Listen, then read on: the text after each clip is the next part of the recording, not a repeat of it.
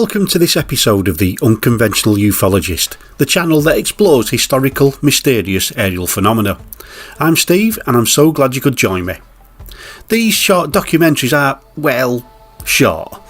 If you'd like me to expand on any of these, just leave a message in the comments below, and also please like and subscribe as it really helps the channel. In this episode we're going to look at the Swedish ghost rockets of 1946. Strange rocket-like objects seen over Sweden. Military authorities baffled by a wave of mysterious sightings. In the summer of 1946, just months after World War II ended, something extraordinary began appearing in the skies over Scandinavia. These weren't your typical UFOs. They were described as rocket-shaped objects often seen plunging into lakes and rivers, leaving no trace behind. These objects would come to be known as the ghost rockets. In 2015, a documentary titled Ghost Rockets, funny enough, brought renewed attention to this phenomenon. Led by Claes Svahn, chairman of UFO Sweden, the film showcased extensive investigations into these strange sightings. So, let's start with a more recent encounter that brought this phenomenon back into the spotlight. It's the summer of 1980. Liz and Bo Berg are taking a stroll along the banks of Lake Namajor in Sweden, when suddenly... Observerade.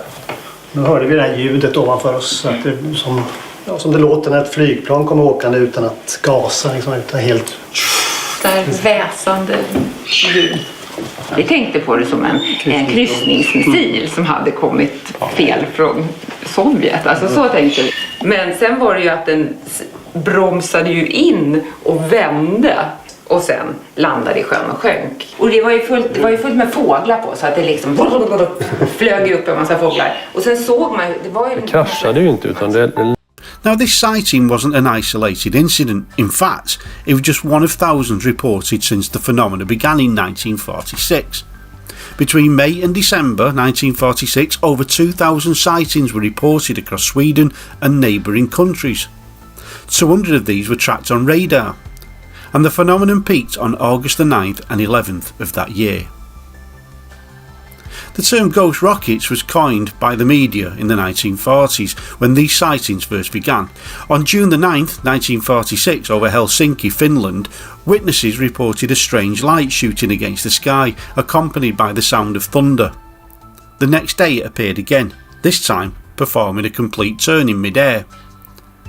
As sightings continued to pour in, the Swedish government formed a dedicated committee to investigate. But here's where things get interesting. Several months after these investigations began, Swedish newspapers mysteriously stopped printing reports of these sightings. It wasn't until 1984 that Sweden declassified their ghost rocket files, revealing over 1,500 reports that had been locked away for decades. Initial theories suggested that these were government tests of captured German V-1 or V-2 rockets launched from the former Nazi facility at Peenemünde. The Swedish military took the situation so seriously that they banned the newspapers from reporting exact locations or flight paths of these objects. This information is vital for evaluation purposes. All sighting details are to be considered classified. But something didn't add up. Swedish, British and American investigators quickly ruled out Russian origins. These objects behaved unlike any known rocket technology. It just doesn't make sense for the Soviets to conduct weapons tests over Scandinavia, when they had the vast, secretive expanses of Siberia at their disposal. And adding to the mystery is the frequency with which these objects were seen entering bodies of water. This has led to some researchers speculating about a connection to alleged underwater alien bases. They left no exhaust trails, they moved too slowly, flew horizontally, and most remarkably, they manoeuvred in formation, and they were almost completely silent. One of the most famous incidents occurred on July the 19th, 1946 at Lake Kolmajave in Sweden, and I do apologise if I've got these names a little bit wrong. It was grey, rocket-shaped with wings. When it hit the lake, there was a tremendous thunderclap. The Swedish military searched for 3 weeks but found nothing except disturbed lake sediment and damaged plants. The search leader, Carl Augusta Bartol, later speculated these objects were made of self-disintegrating materials, possibly a magnesium alloy.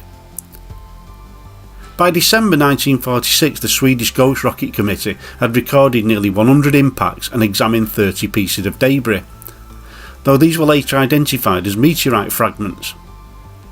Out of almost 1,000 reports, 225 were classified as observations of real physical objects, all seen in broad daylight. Many suggested that the sightings were simply meteors, but the numerous reports of these objects changing direction mid-flight seems to contradict this explanation.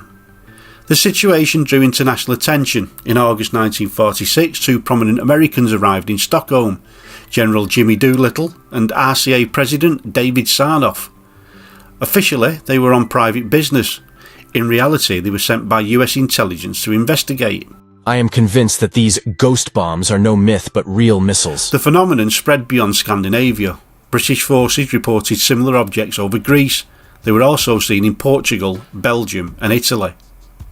But perhaps the most intriguing development came from Greece's investigation. Dr. Paul Santorini, a physicist who worked on the atomic bomb, led the inquiry, and 20 years later revealed something stunning. We soon established they were not missiles. But before we could investigate further, the army ordered us to stop. Foreign officials flew in from Washington for secret talks. Why the secrecy? According to Santorini, officials feared admitting the existence of technology far beyond their defensive capabilities. This leaves us with two main possibilities. Either these were secret tests conducted by Western governments, or they were the product of non-human intelligence. The ghost rockets remain one of history's most compelling UFO waves. Were they secret weapons, extraterrestrial craft, or something else entirely? The truth, as ever, remains elusive, but one fact is certain in these post-war months of 1946. Something very real was operating in our skies. And that about wraps it up for this episode of the Unconventional Ufologist. My name's Steve Yarwood, and until next time, keep an open mind and keep watching the skies.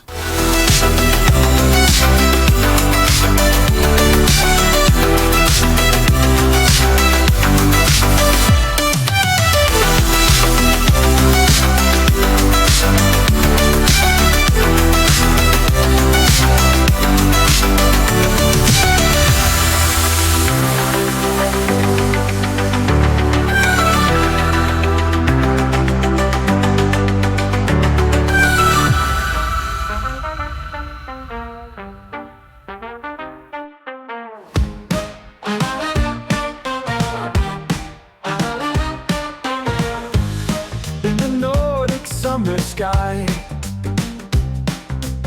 strange lights caught every watchful eye. From Stockholm down to Malmö shore, a mystery none could ignore. Cigar-shaped objects burning bright, leaving trails in Swedish night. Ghost rockets in the atmosphere, bringing wonder, bringing fear. Were they weapons, were they real? Soviet secrets yet to steal.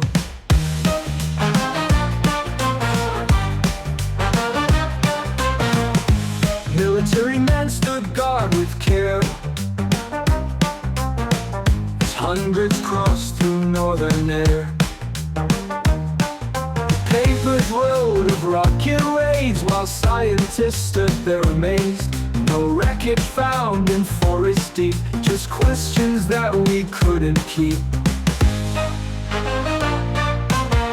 Ghost rockets in the atmosphere, bringing wonder, bringing fear. Were they weapons, were they real? Soviet secrets yet to steal. Military men stood guard with care as hundreds crossed through northern air. The papers wrote of rocket raids while scientists stood there amazed. No wreckage found in forest deep, just questions that we couldn't keep. The summer passed, the sightings faded, left us wonder, left us jaded. Was it mass hysteria spell, or secrets that we'll never tell? Those phantom ships of 46 still haunt the minds of skeptics. Ghost rockets in the atmosphere, bringing wonder, bringing fear. Were they weapons, were they real, Soviet secrets yet to steal. Those rockets in the atmosphere, bringing wonder, bringing fear. Will weapon fear. Though summer passed, the sightings faded, left us wonder, left us jaded. Was it mass hysteria spell, or secrets that we'll never tell? Those phantom ships of 46 still haunt the minds of skeptics.